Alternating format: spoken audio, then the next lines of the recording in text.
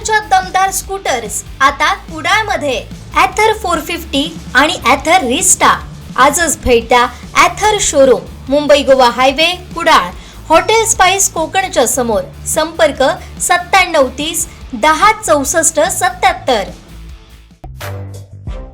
सिंधुदुर्ग जिल्ह्यात सध्या शिमगोत्सवाच्या रंगात न्हाऊन गेलाय।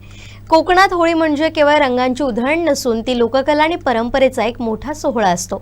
जिल्ह्यात 1.5 दिवस, 5, 7 असे अनेक ठिकाणी तर 15 दिवस देखील होळीचा उत्साह पाहायला मिळतो। या उत्सवाचं मुख्य आकर्षण म्हणजे सोंग घेऊन गावोगावी फिरणारे खेळाडू, जी परंपरा आजही सिंधुदुर्गात तितक्याच श्रद्धेनं आणि उत्साहानं जपली जाते। ओरोसमध्ये सध्या या परंपरेचं सुंदर चित्र पाहायला मिळतं।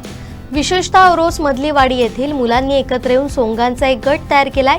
या गटात लहानांपासून वृद्धांपर्यंत सर्वजण सहभागी होतात। यात प्रामुख्याने हनुमान, भीम, राधा, विष्णू, कृष्ण यांसारखी देवदेवतांची रूपं घेतली जातात। तर दुसरीकडे मनोरंजनासाठी राक्षस, भूत, चेटकीण अशी सोंगही साकारली जातात। ही सोंग पाहून जिथं लहान मुलांना भीती वाटते, तिथंच मोठ्या माणसांना या लोककलेचा आनंद घेताना जुन्या आठवणी ताज्या होतात। केवळ सोंग घेऊन फिरणं एवढ्यावरच हा खेळ मर्यादित नाही, तर त्यातील संगीताचीही उत्तम जोड दिली जाते। हार्मोनियम, मृदुंग, तबला आणि पखवाज यांसारखी पारंपरिक वाद्य सोबत घेऊन ही मुलं गाणी म्हणतात। घरोघरी जाऊन शबई घालत लोकांचं मनोरंजन केलं जातं।